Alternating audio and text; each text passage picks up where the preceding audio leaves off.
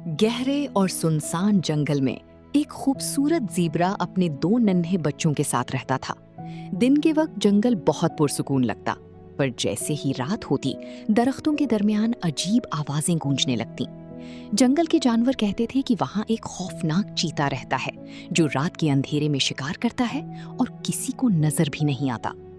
Zebra अपने बच्चों से हमेशा कहता, रात होते ही गार से बाहर मत निकलना, क्योंकि अंधेरे में सिर्फ आंखें नजर आती हैं और वो आंखें मौत की होती हैं।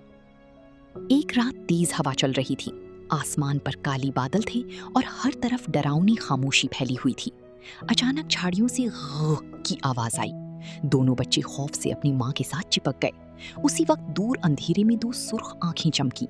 ज़ीब्रा फौरन समझ गया कि चीता करीब आ चुका है। वो अपने बच्चों को लेकर भागने लगा।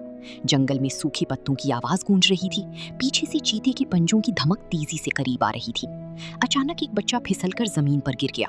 अम्मी बचाओ, वो चीखा। चीता अब सिर्फ चंद कदम दूर था। उसकी खौफनाक आंखें अंधेरे में चमक रही थीं और उसके दांत बिजली की रोशनी में साफ दिखाई दे रही थी। ज़ीब्रा ने फौरन अपने बच्चे को उठाया और पूरी ताकत से दौड़ने लगा, लेकिन चीता उनके बिल्कुल पीछे पहुंच चुका था। अचानक सामने एक पुराना टूटा हुआ दरख्त नजर आया।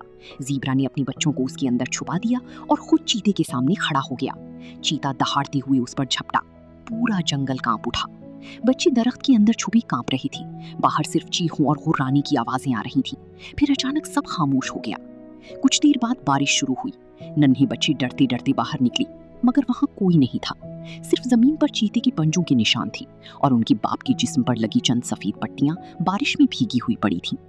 दोनों बच्चे जोर जोर से रोने लगे, लेकिन अचानक पीछे झाड़ियों में फिर वही सुर्ख आंखें चमकी।